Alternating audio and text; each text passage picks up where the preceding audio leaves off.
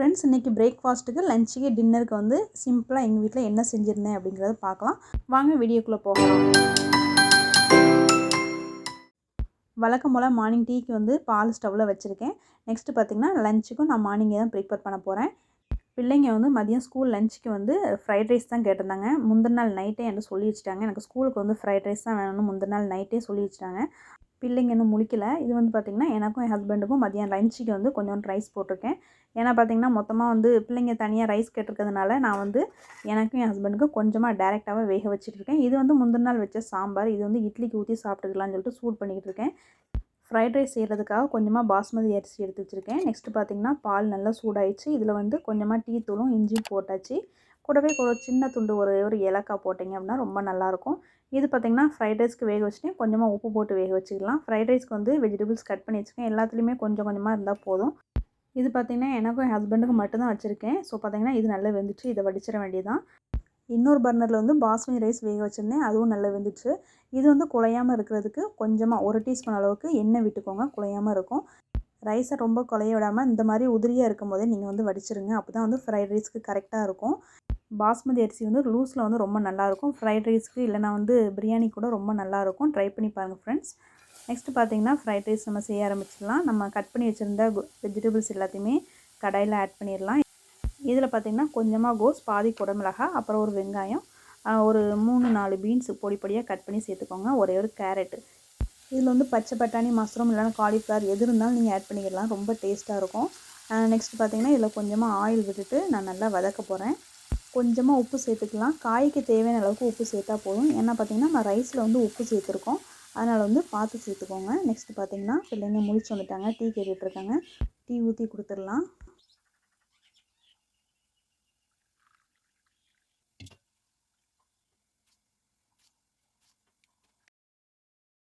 Okay, fried ரைஸ்க்கு வந்து காய் நல்லா பாயில் ஆயிடுச்சு. இது வந்து ஒரு ஹாஃப் பாயில் வந்தால் கூட பரவாயில்ல. நெக்ஸ்ட்டு இதில் ஒரு 1/2 டீஸ்பூன் அளவுக்கு சோயா சாஸ் ஆட் பண்ணிக்கிடலாம். ப்ளஸ் பார்த்திங்கன்னா ஒரு டீஸ்பூன் அளவுக்கு டொமேட்டோ சாஸும் ஆட் பண்ணிக்கிடலாம். அப்போ தான் வந்து ஹோட்டல் டேஸ்ட் வேணும்னு அப்படின்னா இதை நீங்கள் ஆட் பண்ணிக்கோங்க. இல்லைனா வந்து ஸ்கிப் பண்ணிக்கிடலாம். இது எல்லாமே சேர்த்துட்டு ஒரு நிமிஷம் வதக்கிட்டு நம்ம வடித்து வச்சுருந்த சாதத்தை இதோடய ஆட் பண்ணிடலாம். நெக்ஸ்ட் இதில் வந்து கொஞ்சமாக காரத்துக்கு ஏற்ற மாதிரி நான் வந்து பெப்பர் ஆட் பண்ணியிருக்கேன். உங்கள்கிட்ட வந்து ஒயிட் பெப்பர் இருந்தால் ஆட் பண்ணிக்கோங்க. நான் பிளாக் பெப்பர் ஆட் பண்ணியிருக்கேன். இது எல்லாத்தையுமே ஒன்று போல் மிக்ஸ் பண்ணி விட்டுக்கோங்க. மிக்ஸ் பண்ணும்போது சாதம் மட்டும் உடையாமல் பார்த்துக்கோங்க. அப்போ தான் வந்து நல்லாயிருக்கும். பிள்ளைங்களுக்கும் பாக்ஸில் போட்டு எடுத்து வச்சாச்சு. நெக்ஸ்ட்டு பார்த்திங்கன்னா காரக்குழம்பு வைக்கலான்னு சொல்லிட்டு இன்றைக்கி வந்து பச்சை சுண்டக்காய் போட்டு காரக்குழம்பு வைக்கலான்னு பிளான் பண்ணியிருக்கேன். நெக்ஸ்ட் பார்த்திங்கன்னா இதுக்கு வந்து 2 மீடியம் சைஸ் தக்காளி, ஒரு வெங்காயம் கட் பண்ணி வச்சுருக்கேன். ப்ளஸ் பார்த்திங்கன்னா பச்சை சுண்டைக்காய் எடுத்திருக்கேன். இதில் உள்ள காம்பு ரிமூவ் பண்ணிவிட்டு லேசாக தட்டிக்கோங்க. அதாவது சுண்டைக்காயில் லேசாக கீரல் விழுற அளவுக்கு லைட்டாக இடித்து எடுத்துக்கோங்க. ரொம்ப இடிக்கக்கூடாது. நெக்ஸ்ட்டு பார்த்திங்கன்னா கடாயை ஸ்டவ்வில் வச்சுக்கலாம். இதில் வந்து தேவையான அளவுக்கு எண்ணெய் விட்டுட்டு, அதாவது 2 டீஸ்பூன் அளவுக்கு எண்ணெய் விட்டுட்டு இதை நல்லா வதக்கி விட்டுக்கலாம். வெங்காயம், தக்காளி தனித்தனியாக போட்டு வதக்கிட்டு தான் டைம் ஆகும். 2 ஒன்றா போட்டே வதக்கி விட்டுருங்க. ஏன்னா நம்ம அரைக்க தான் போகிறோம். ஸோ பார்த்திங்கன்னா ஒன்றாவே போட்டு வதக்கி விட்டுக்கலாம். ஓகே, இந்த அளவுக்கு வதங்கினா போதும். இதை நல்லா ஆற வச்சிடலாம். நெக்ஸ்ட்டு பார்த்திங்கன்னா இதுக்கு சைட் டிஷ்க்கு பார்த்திங்கன்னா கத்திரிக்காய் எடுத்து வச்சுருக்கேன். உங்களுக்கு எத்தனை கத்திரிக்காய் வேணுமோ அந்த மெம்பர்ஸ்க்கு ஏற்ற மாதிரி நீங்கள் கத்திரிக்காய் எடுத்துகிட்டு இந்த மாதிரி சின்ன சின்னதாக கட் பண்ணி போட்டுட்டு ஒரு பல்லாரி வெங்காயம், கொஞ்சமாக கருவேப்பிலை சேர்த்துருக்கேன், ஒரு பச்சை மிளகாய் சேர்த்துருக்கேன். காரத்துக்கு ஏற்ற மாதிரி நீங்கள் பச்சை மிளகாய் ஆட் பண்ணிக்கோங்க. கொஞ்சமாக வந்து தேங்காய் எண்ணெய் ஆட் பண்ணிவிட்டு கொஞ்சமாக உப்பும் ஆட் பண்ணிவிட்டு லேசாக வதக்கிச்சு. அப்புறம் கொஞ்சமாக தண்ணி தெளித்து இதை வந்து மூடி போட்டு வேக வச்சிடலாம். இது பார்த்திங்கன்னா டேஸ்ட் ரொம்ப நல்லாயிருக்கும். காரக்குழம்பும் இந்த கத்திரிக்காய் துவரமும் எங்கள் ஊரில் வந்து ரொம்ப ஃபேமஸ். எப்போவுமே எங்கள் வீட்டில் இதே மாதிரி செய்வோம். ரெகுலராக எங்கள் வீட்டில் செய்கிறது தான் இப்போ உங்களுக்கு செஞ்சு காமிச்சிட்ருக்கேன். ஃப்ரெண்ட்ஸ், இந்த கத்திரிக்காய் துவரம் பார்த்திங்கன்னா ரசத்துக்கும் ரொம்ப டேஸ்ட்டாக இருக்கும். ரசம், காரக்குழம்பு, புளிக்குழம்பு, வத்தக்குழம்பு இது எல்லாத்துக்குமே ரொம்ப நல்லாயிருக்கும். சின்ன பிள்ளைங்க இதை ரொம்ப விரும்பி சாப்பிடுவாங்க. நீங்கள் கொடுத்து பாருங்கள். சின்ன பிள்ளைங்க வந்து இதில் காரமே இருக்கிறதுனால நல்லா விரும்பி சாப்பிடுவாங்க. ட்ரை பண்ணி பாருங்கள் ஃப்ரெண்ட்ஸ். பிள்ளைங்களுக்கு ஃப்ரைட் ரைஸ்க்கு சாஸ் வச்சு கொடுத்து விட்டாச்சு. நெக்ஸ்ட்டு பார்த்திங்கன்னா இது பார்த்திங்கன்னா எனக்கும் என் ஹஸ்பண்டுக்கு மட்டும்தான். அதனால தான் கம்மியாக சேர்த்து ப்ரிப்பேர் பண்ணிக்கிட்டு இருக்கேன். உங்கள் வீட்டில் எத்தனை பேர் இருக்காங்களோ அதுக்கேற்ற மாதிரி நீங்கள் கத்திரிக்காய் போட்டுக்கலாம். இதுக்கு பார்த்திங்கன்னா மசாலா அரைச்சி வச்சுருக்கேன். இதில் பார்த்திங்கன்னா கொஞ்சமாக தேங்காய் கூட சீரகம், அப்புறம் மஞ்சத்தூள் சேர்த்துருக்கேன். உங்களுக்கு காரம் தேவைப்பட்டுச்சுன்னா இதில் வந்து மிளகாய்த்தூள் சேர்த்தும் நீங்கள் அரைச்சிக்கிடலாம். தண்ணி விடாமல் அரைச்சி எடுத்துக்கோங்க. கத்திரிக்காய் நல்லா வெந்ததுக்கு பிறகு இதோட ஆட் பண்ணிக்கோங்க. இதை ஆட் பண்ண உடனே ஸ்டவ்வை சிம்மில் வச்சுட்டு லேசாக வதக்கி விட்டுட்டு 1 நிமிஷம் மட்டும் ஸ்டவ்வில் வச்சுட்டு ஆஃப் பண்ணிக்கோங்க. அந்த பச்சை ஸ்மெல் போன உடனே நீங்கள் ஸ்டவ்வை ஆஃப் பண்ணிக்கலாம். காரக்குழம்புக்கு வெங்காயம், தக்காளி 1 டேபிள் ஸ்பூன் அளவுக்கு தேங்காய் சேர்த்துட்டு நல்லா ஃபைன் பேஸ்ட்டாக அரைச்சிக்கோங்க. கூடவே வந்து கொஞ்சமாக சீரகமும் சேர்த்து அரைச்சிக்கோங்க. நெக்ஸ்ட் பார்த்திங்கன்னா கத்திரிக்காய் துவரம் வந்து நமக்கு ரெடி ஆயிடுச்சு. இப்போ ஸ்டவ்வை ஆஃப் பண்ணிக்கலாம். ஃப்ரெண்ட்ஸ், கத்திரிக்காய் துவரம் நீங்கள் இது வரைக்கும் ட்ரை பண்ணல அப்படின்னா இதே டைப்பில் நீங்கள் செஞ்சு பாருங்கள். ரொம்ப நல்லாயிருக்கும். ட்ரை பண்ணி பாருங்கள் ஃப்ரெண்ட்ஸ். நெக்ஸ்ட்டு பார்த்திங்கன்னா இதுவும் ரெடி ஆயிடுச்சு. காரக்குழம்பு நெக்ஸ்ட் ரெடி பண்ணிக்கிடலாம். நம்ம ஏற்கனவே வதக்கின கடாயிலே இதில் ஆட் பண்ணியிருக்கேன். இதில் வந்து நல்லெண்ணெய் ஆட் பண்ணியிருக்கேன். நல்லெண்ணெய் வந்து ஒரு 2 டேபிள் ஸ்பூன் அளவுக்கு நல்லெண்ணெய் ஆட் பண்ணிவிட்டு எண்ணெய் நல்லா சூடான பிறகு கொஞ்சமாக கடுகு சேர்த்துட்டு 2 பல் பூண்டு வந்து நல்லா இடித்து சேர்த்துக்கோங்க. கூடவே கொஞ்சமாக வெந்தயமும் சேர்த்துட்டு நல்லா வதக்கி விட்டுக்கலாம். இதில் வந்து பார்த்திங்கன்னா நான் வந்து வெங்காயத்துக்கு பதிலாக பார்த்திங்கன்னா வெங்காய வடகம் என்கிட்ட இருந்துச்சு, அதை வந்து போட்டிருக்கேன். நான் ஏற்கனவே நம்ம சேனலில் வந்து சின்ன வெங்காய வடகம் செஞ்சு காமிச்சிருக்கேன். வீடியோவில் போயிட்டு சேனலை சப்ஸ்கிரைப் பண்ணிவிட்டு வீடியோவில் செக் பண்ணி பாருங்கள் ஃப்ரெண்ட்ஸ். சுண்டைக்காய் பார்த்திங்கன்னா ஒரு 2 நிமிஷத்துக்கு நல்லா எண்ணெயிலே வதக்கி விட்டுக்கோங்க.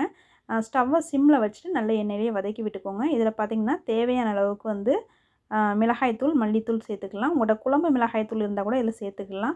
சுண்டைக்காய் பார்த்திங்கன்னா நான் ஏற்கனவே எடுத்து வச்சுருந்த அளவை விட பாதி அளவு தான் இதில் சேர்த்துருக்கேன்.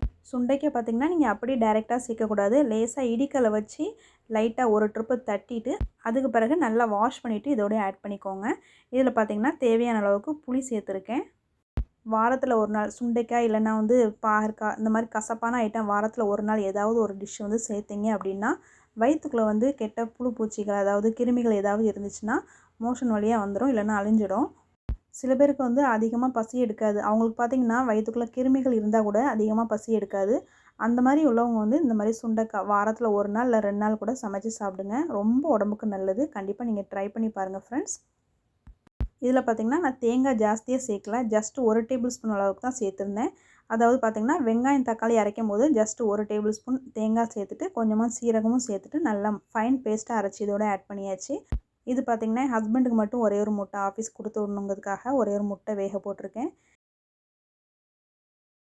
ப்ளஸ் பார்த்திங்கன்னா இன்னொரு பர்னரில் இட்லியும் வேக வச்சிட்ருக்கேன். இப்போ தான் ஊற்றி வச்சுருக்கேன். லஞ்சுக்கு வந்து ஆல்மோஸ்ட் எல்லாமே ரெடி பண்ணியாச்சு. நெக்ஸ்ட்டு பார்த்திங்கன்னா இது முந்தின நாள் வச்ச ரைஸ் தண்ணி விட்டு வச்சுருக்கேன். இதுதான் எனக்கு இன்றைக்கி பிரேக்ஃபாஸ்ட்டு. குழம்பும் நல்லா கொதிச்சுட்டு நம்ம ஃபஸ்ட்டே தாளித்ததுனால நம்ம இப்போ தாளிக்கணும்னு தேவையில்லை. நல்ல எண்ணெய் பிரிஞ்சு வந்த பிறகு ஸ்டவ்வை ஆஃப் பண்ணிக்கலாம். நெக்ஸ்ட்டு பார்த்திங்கன்னா என் ஹஸ்பண்டுக்கும் ஆஃபீஸ் கொடுத்து விட்றதுக்காக எல்லாமே ரெடி பண்ணி எடுத்து வச்சுட்டேன். இது என்னென்னு பார்த்திங்கன்னா முட்டை பொடிமா செஞ்சிட்ருக்கேன். நான் ஏற்கனவே பழைய சாதம் வந்து தண்ணி விட்டு வச்சுருக்கேன். அதுக்கு சைடிஷ்ஷாக வந்து முட்டை பொடிமா செஞ்சிட்ருக்கேன். இதில் வந்து காரம் கொஞ்சம் தூக்கலாக போட்டு பெப்பரும் போட்டு மிளகாய்த்தூள் போட்டு நல்லா பொடிமா செஞ்சு வச்சுருக்கேன். அடிக்கிற வெயிலுக்கு இந்த மாதிரி தயிரும் சின்ன வெங்காயமும் சேர்த்து கூடவே கொஞ்சமாக உப்பு சேர்த்துட்டு நல்லா கைவிட்டு கரைச்சி இந்த மாதிரி செஞ்சு கொடுங்க. பிள்ளைங்களுக்கும் இதை வந்து கொடுங்க.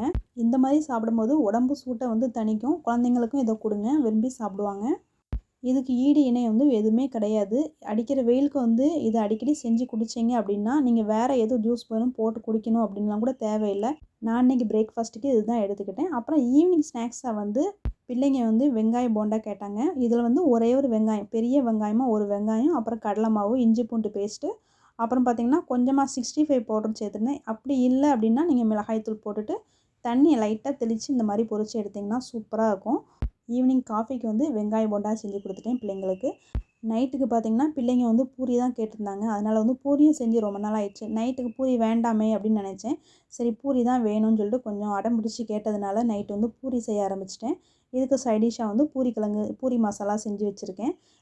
ஸோ பார்த்திங்கன்னா நைட்டு டின்னருக்கு எனக்கு தனுக்கு வந்து பூரியும் பூரி மசாலாவும், என் ஹஸ்பண்டுக்கு வந்து பூரி வேண்டான்னு சொல்லிட்டாங்க. ஸோ பார்த்திங்கன்னா சப்பாத்தி செஞ்சுட்டேன் அவங்களுக்கு. பூரிக்கிழங்குக்கும் சப்பாத்திக்கும் கொஞ்சம் சுமாராக தான் இருக்கும், இருந்தாலும் அவங்களுக்கு அதையே வச்சு கொடுத்தாச்சு. ஃப்ரெண்ட்ஸ், இன்றைக்கி ரெசிபிஸ் அவ்வளோதான். நான் செஞ்ச ரெசிபிஸ் உங்களுக்கு பிடிச்சிருந்துச்சுன்னா லைக் பண்ணிக்கோங்க. மறக்காமல் என்னுடைய சேனலை நீங்கள் ஃபர்ஸ்ட் டைம் பார்த்துட்டீங்கன்னா சப்ஸ்கிரைப் பண்ணிவிட்டு பாருங்கள். அப்போ தான் நான் போடுற அடுத்த வீடியோஸ்லாம் உங்கள் ஃபோனில் நோட்டிஃபிகேஷனாக வரும். நான் மறுபடியும் வேறு ஒரு ரெசிபியில் உங்களை மீட் பண்ணுறேன். இது வரைக்கும் நீங்கள் வீடியோ வாட்ச் பண்ணதுக்கு தேங்க்யூ.